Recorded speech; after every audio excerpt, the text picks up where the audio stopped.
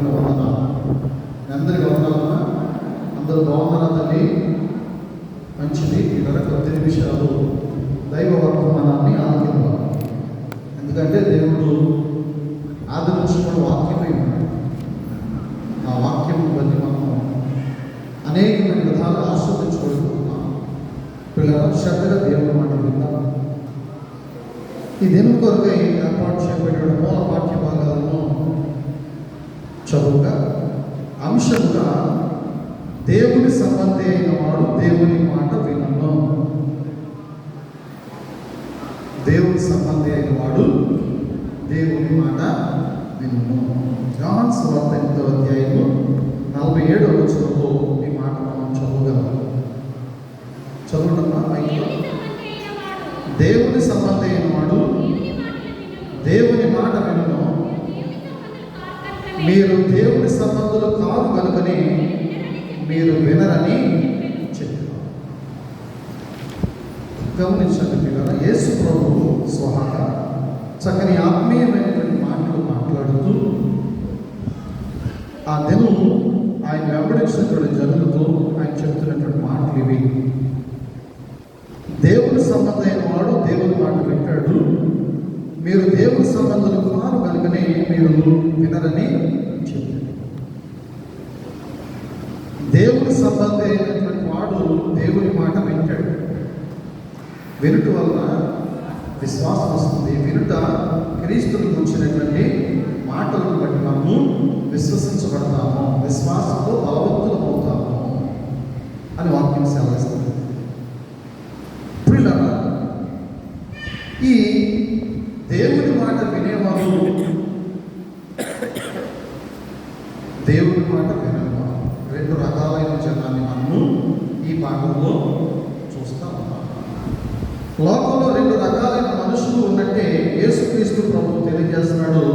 వారిలో ఒకరు దేవుని సంబంధులు, రెండవ రకం ప్రజలు అపవాది లేక సాతాను సంబంధమైనటువంటి జనులు. దేవుని సంబంధులు పర సంబంధమైన వాటి మీద దృష్టి ఉంచుతారు. లోక సంబంధులు ఇహపరమైనటువంటి వాటి మీద దృష్టి ఉంచుతారు. పర సంబంధులు వెనుకున్నవి మరిచి ముందున్న వాటి గురించి వెతుకుతారు. లోక సంబంధులు ముందున్న వాటి గురించి మర్చిపోయి వెనుకున్న వాటిని తవ్వుతారు. ఇలా రెండు రకాలైనటువంటి ప్రజలను యేసు ప్రభువు దృష్టించి వాటిని ఉద్దేశించి మాట్లాడుతూ ఉన్నటువంటి మాటలు ఇవి.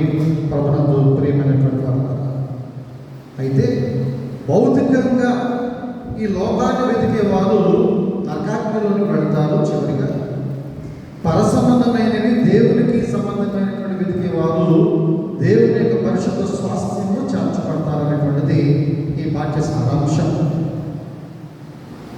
దేవుని మాట వినేవాళ్ళు దేవుని యొక్క స్థలాలకు చేరుకుంటారు. దేవునికి వ్యతిరేకంగా జీవించేవాళ్ళు నిత్య నరకాగ్నిలోనికి పెడతారు. యోహాను సువార్త 8వ అధ్యాయము 12వ వచనం ఒకసారి చదువుకుందాం.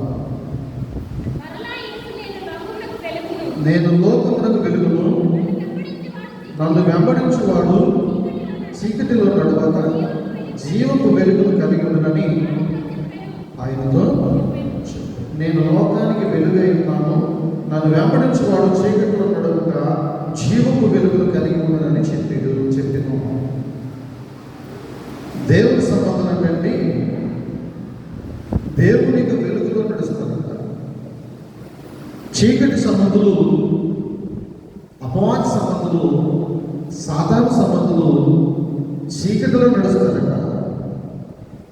యేసు ప్రభు చెప్తున్న మాటలు ఇవి. ప్రభుత్వంలో ప్రేమైనటువంటి వెలుగునందు విశ్వాసం ఉంచమని యేసు చెప్తున్నటువంటి మాటలు కొట్టి పారేస్తా ఉన్నారు, వాదోపవాదాలు చేస్తూ ఉన్నారు. మేము అబ్రహాము సంతానమని అప్పాలు కొట్టుకుంటున్నాము యూదులు. యేసు ప్రభు అంటాడు, మీరు అబ్రహాము సంతానము కాదు. ఏమంటాడంటే మీరు అబ్రహాము సంతానం. అబ్రహాము దేవుని నమ్మెను, అది అతనికి నీతిగా ఎంచుకున్నాడు.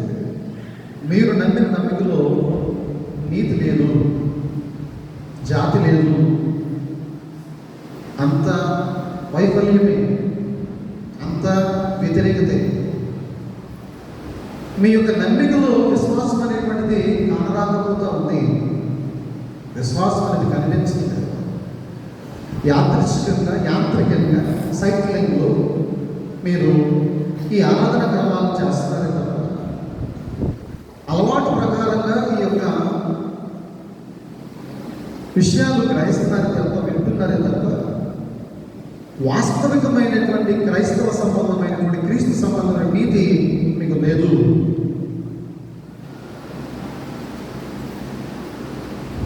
ఆయన అంటారు, దెయ్యం పట్టుకోడు అంటారు. దెయ్యం బట్టి బెయల్జెబూలు దేవత వల్ల ఎలా మాట్లాడుతూ ఉన్నాడు. మేము అబ్రహాం సంతానం, మేము యూదులం. నువ్వేటయ్యా పట్ల వారి కుమారుడివి, సామాన్యమైనటువంటి కుటుంబంలో పుట్టేవు, రెక్కాడి దగ్గర దొంగాడినటువంటి తల్లిదండ్రులకు జన్మించినటువంటి వాడు నీవు. ఇంకా లోతుకి చెప్పాలంటే నువ్వు సమరయుడు, నీకు జాతి లేదు, ఒక నీతి లేదు, అడ్డగోలుగా జన్మించినటువంటి వాడు నీవు. మేమైతే అబ్రహాము సంతానము, మేము యూదులము, మేము ప్రతిష్ఠిత జనాంగం మేము అని యేసు ప్రభుని వాళ్ళు ఎద్దేవా చేస్తున్నారు. పిల్లలు వింటున్నారా? నా మాటలు వింటున్నారా?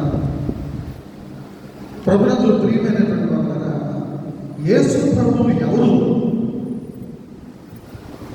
మెస్సయ్య కోసం ఎదురు చూస్తున్నటువంటి ఇశ్రాయేలీయులు ఎదురు చూస్తూనే ఉన్నారా? ఆయన ఎదురు చూపులు నెరవేరాయనేటువంటి విషయం వారికి తెలియలేదా? సమరయ స్త్రీ ఒప్పుకుంటుంది, నువ్వు మెస్సయ్యవి, నువ్వు సామాన్యుడివి కావు, నువ్వు సాక్షాత్తు దైవ కుమారుడివి, దేవుడితో సంబంధించినటువంటి వాడు నీవు అని ఒక పాపాత్మురాలు సాక్ష్యం ఇస్తుంది. చేపలు పట్టుకునేటువంటి జాలతులు, చెప్పులు కుట్టుకునేటువంటి చేతి పని వాళ్ళు, చిన్న చిన్న పనులు చేసుకుని కుటుంబాన్ని పోషించుకునేటువంటి వాళ్ళు, యేసు ప్రభు నిజమైనటువంటి దేవుని కుమారుడు అని ఒప్పుకుంటున్నది. అబ్రహాము సంతానం అని, యూదులు అని డబ్బాలు కొట్టుకుంటున్నటువంటి, చక్కలెగరేసుకునేటువంటి యూదుల యొక్క బిడ్డలు సాక్షాత్తు దైవ కుమారుడు యేసు ప్రభు లోకానికి వస్తే ఆయన్ని కేవలం ఒక వడ్లవాణి ఇంట్లో పుట్టినందుకు గాను అతని వడ్లవాణి కుమారుడిగానే చూస్తున్నారు తప్ప ఆయనలో ఉన్నటువంటి దైవత్వాన్ని గ్రహించలేనటువంటి అందులుగా మనకు కనిపిస్తున్నారు. ప్రభుత్వం ప్రియమైనటువంటి వాళ్ళ, దేవుని మాటలు వారికి రుచించట్లేదు, దేవుని కార్యాలు వారికి కానరావట్లేదు, దేవుని యొక్క అద్భుతాలు ఆశ్చర్యక్రియలు వారు గ్రహించలేకపోతా ఉన్నారు. ఎవరు దేవుని సంబంధి? ఎవరు బెయల్జెబూలు దేవత మూలంగా దేవుని వాక్యాన్ని అడ్డంగా పెట్టి డబ్బులు సంపాదించేవారు? ఎవరు? డబ్బులు సంపాదించడానికి ఈ పని చేపట్టింది ఎవరు? దేవుని యొక్క పిలుపు ద్వారా, దేవుని యొక్క స్వరము ద్వారా, దేవుని యొక్క దర్శనం ద్వారా అభిషేకించబడినటువంటి వారు ఎవరు? సాక్షాత్తు దేవుడు పిలిస్తే వచ్చిన వాళ్ళు ఎవరు? ఎవరు చెప్తే వారు విన్నారు, ఎవరు చెప్తే ఆయన వచ్చాడు ఈ లోకానికి. ఆయన తండ్రి పంపిస్తేనే కదా ఈ లోకానికి వచ్చాడు. ఆయన ఏ దేవత ఆహ్వానిస్తే వచ్చాడు, ఏ దెయ్యం ఆయన స్వాగతిస్తే వచ్చాడు. ఆయన రాకలో కలిగినటువంటి మర్మం ఏంటి? సిలువేయబడమే కదా. ఎవరి కోసం సిలువేయబడాలని ఆయన వచ్చాడు? సిలువకు సిద్ధపడి ఎందుకు వచ్చాడు? కష్టాలను ఓర్చుకుని ఎందుకు వచ్చాడు? విడిచిపెట్టకూడదు భాగ్యం అని అంశంగా శ్రీమంతుడైనటువంటి దేవుడు పరలోకాన్ని విడిచిపెట్టి ఈ లోకానికి రావడంలో కలిగినటువంటి మర్మం ఏమిటి? ఆయన లోకానికి రాక పూర్వం ఆయన యొక్క ఔన్నత్యం ఏమిటి? ఆయన స్టేటస్ ఏంటి? ఆయన గతం ఏంటి? కంటికి కన్ను, పంటికి పన్ను, చేతికి చెయ్యి, కాలుకి అది ఆయన ఇష్టం, ఆయన గతమది. ఇలా చదువుకుంటూ పోతే స్తుతించేవారు ఎవరు? ఇలా శిక్షించుకుంటూ పోతే ఆరాధించేవారు ఎవరు? నిజమే, నరుల హృదయం చెడ్డది, నరులు చెడిపోయినటువంటి వారే. వారి ఆలోచనలు మంచిది కావు. వారు భౌతికపరమైనటువంటి వాటి మీద దృష్టి స్టేటస్ని కాపాడుకుంటారు. వారి ఔన్నత్యాన్ని, వారి యొక్క ప్రగల్భాలని వారు కొనసాగిస్తారు తప్ప తగ్గించుకునే స్వభావం మానవునికి లేదు. వాస్తవం ఎలా ఉంది? ఎందుకు ఈ జనాంగాన్ని ఇలా చేసి విడిచిపెట్టేది? నేను సొదొమ పట్టణాలు అలా, నోవహు జల ప్రళయంలో ఇలా చంపుకుంటూ పోతే నా చేతులతో చెక్కబడినటువంటి వీడి పరిస్థితి ఏంటి అని ఆలోచన చేశాడు. తన గుణాన్ని మార్చుకున్నాడు, తన ఆలోచనను మార్చుకున్నాడు. చంపకూడదు, చావాలి. వీళ్ళు నా కొరకు చావకూడదు, నేనే వాళ్ళ కొరకు చనిపోవాలి అని తండ్రిగా ఉన్నటువంటి స్థానం నుంచి ఆయన కుమారుడు స్థానంలోకి దిగొచ్చాడు. దిగి రాకముందు ఆయన చూస్తే దడ, ఆయన ఒక యాజకుడిని పంపిస్తే భయం, ఆయన ఒక ప్రవక్తను వారికి పంపిస్తే వణుకు. ఆయనే మాట్లాడవసరం. యెషయి దావీదును అభిషేకించడానికి సమూయేలు వచ్చినప్పుడు, నాదా సమాధానంతోనే వస్తున్నావా ఆయన నా గృహానికి? చేతులు జోడించి నమస్కరించి విధేయతతో బ్రతిమలాడుతూ అడిగాడు యెషయి. అది ప్రవక్తల యొక్క అభివృద్ధి. దేవుని చేత పిలువబడినటువంటి వారు, దేవుని చేత అభిషేకించబడినటువంటి వారు, దేవుని చేత స్వార్థలో నిలబెట్టబడినటువంటి వారు యొక్క యోగ్య స్థితి అది. ఈ విధంగా యేసు ప్రభువు ఈ లోకానికి ఎందుకు వచ్చాడో యెషయా ప్రవచనం చేశాడు. గుడ్డివారి కన్నులు తెరవడానికి, కుంటివారిని నడిపించడానికి, శవలో ఉన్నటువంటి వారిని విడిపించడానికి. ఎవరంటే గుడ్డివారు, ఎవరంటే చెడువారు అంటే ప్రభుత్వం ప్రేమైనటువంటి వారు. సంవత్సరాల తరబడి దేవుని వాక్యం వింటున్నప్పటికీ కూడా మనోనేత్రాలు తెరవబడక, పశ్చాత్తాపమైన విషయాన్ని గ్రహించక, పాపాన్ని ఒప్పుకోక, నేను కూడా అబ్రహాము సంతానమే అనుకొని దేవుడు కొనసాగేవారు. అటువంటి వారికి ఇంకా ఎంతకాలం స్వార్థ ద్వారా ఆశ్చర్యకరమైన కార్యాలు వారి కళ్ళ ముందు చేసినా వారికి కనిపించు, విశ్వసించడం. అదంతే. గుడ్డివారి ఎదుట ఎంతో ఆత్మీయమైనటువంటి గొప్ప గొప్ప విషయాలు ప్రదర్శించబడిన, సిలువ ప్రదర్శించబడింది. సిలువలో బలైనటువంటి యేసు ప్రభు వారు కనిపించారు. అయినా ఈ గుడ్డోడికి యేసు ప్రభు ఆ రోజు నా కొరకు మరణించింది, ఆ రోజు చనిపోయింది, ఆ రోజు ఎండలో నా కొరకు రక్తం కాచింది, సిలువెక్కింది, నా పాపాల నుంచి నన్ను తప్పించడానికి, విడిపించడానికి అనేటువంటి ఆలోచన లేకపోవడమే, మనోనేత్రాలు తెరవబడకపోవడము తన గుడ్డితనానికి సాదృశ్యం.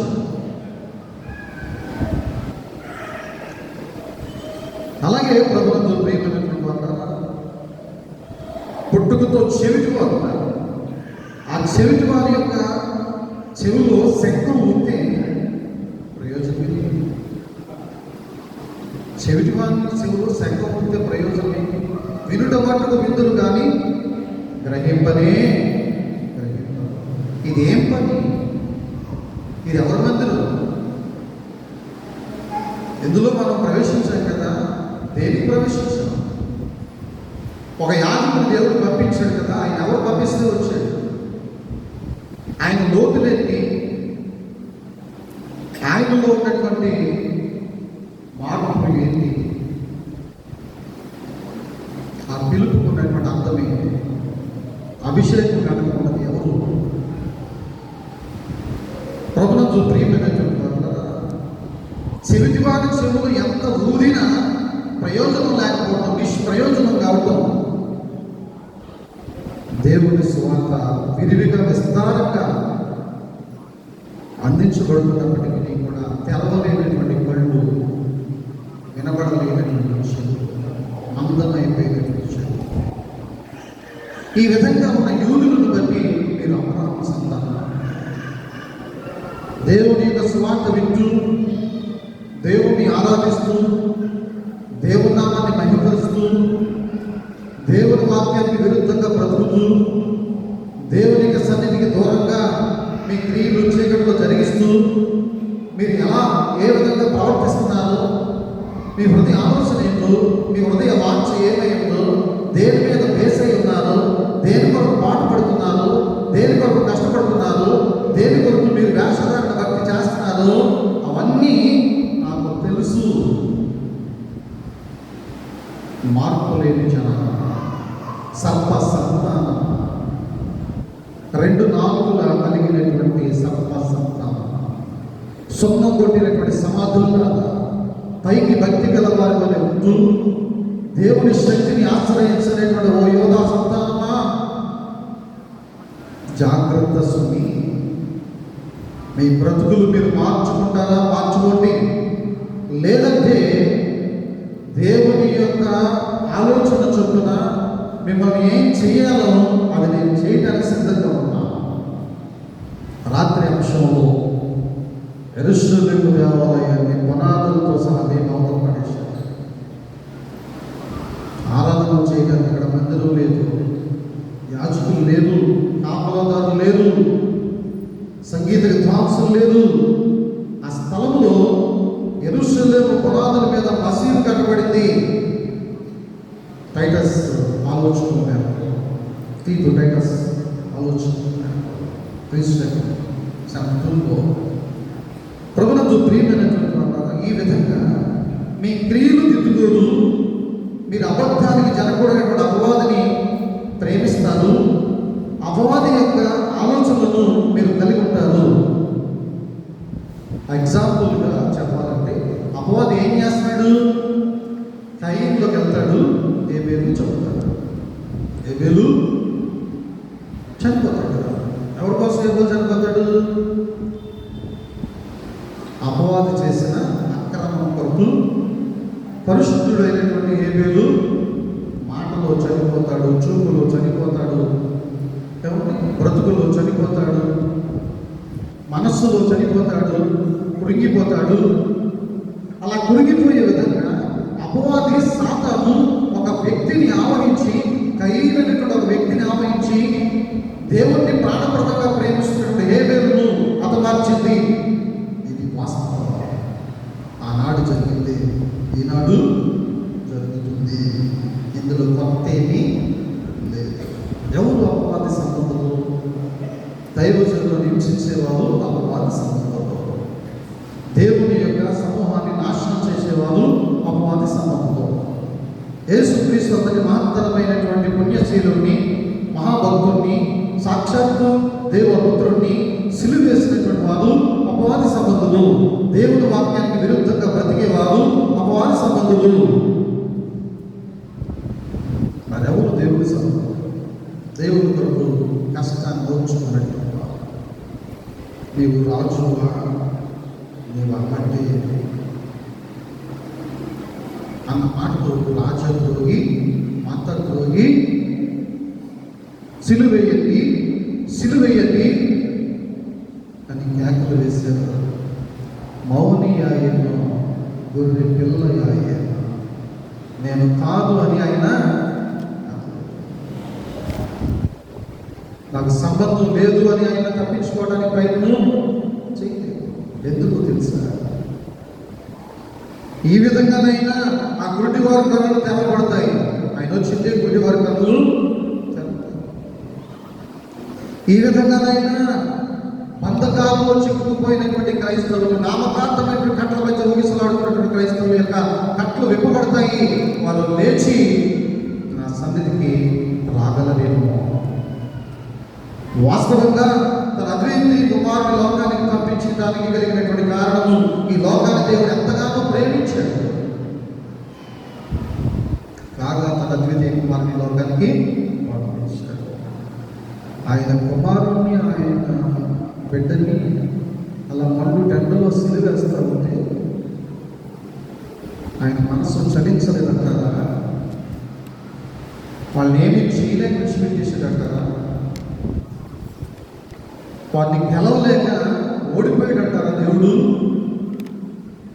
అపవాదిని గెలిచే శక్తి దేవునికి లేదా? 1000 ఏళ్ళ పాలన రాబోతుంది. 1000 ఏళ్ళు కూడా అపవాదిని చీకటి బిలాములో బంధించబోతున్నాడు. నోరు మూసుకుని లోపలుండు అని చెప్తే చాలు, లోపలికి వెళ్ళాలంతే. ఓ పెద్ద కత్తి బయటికి కర్ర బయటికి ఏముందో, నోరు మూసుకుని లోపలికి వెళ్ళు అన్నాడంటే వెళ్ళాలంతే. దెయ్యాలు ఆయన మాట విన్నాయి, దేవతలు ఆయనకి దండాలు పెట్టాయి. దేవకుమారుడని విషయాన్ని గ్రహించాయి. మనుషులు దేవుని కుమారుని గ్రహించలేక, మేము యూదులము, మేము అబ్రహాము సంతానము, మేము చాలా భక్తిపరులు, మేము చాలా యుక్తి కలిగినటువంటి వారు, నువ్వు ఎందుకు పనికిరానటువంటి వాడివి, ఎందుకు పొరగానటువంటి వాడివి, ఒక సమరయుడివి, ఒక అన్యుడివి, అన్యుడు నువ్వు చెప్తే మేము వినాలా? బోయజు భార్య రూతు ఎక్కడి నుంచి వచ్చింది? మోయాబు నుంచి వచ్చింది కదా. ఆమె ఏమైనా ప్రధాన యాజకుడు కుమార్తె? అన్యురాలు కాదా? అన్యురాలు యొక్క కడుపులోంచి కదా దావీదు పుడతా? దావీదు కడుపులోంచి కదా యేసుప్రభు జన్మిస్తాడు. యేసుప్రభు ఎవడు? దేవుని కుమారుడు అంటాడు దావీదే. నా ప్రభు ఏమన్నాడు? నా ప్రభువుతో సెలవు. జన్మతః వచ్చేది కాదండి క్రైస్తవ్యం. అలాగైతే సతీష్ కుమార్ ఎవరు? యేసన్ ఎవరు?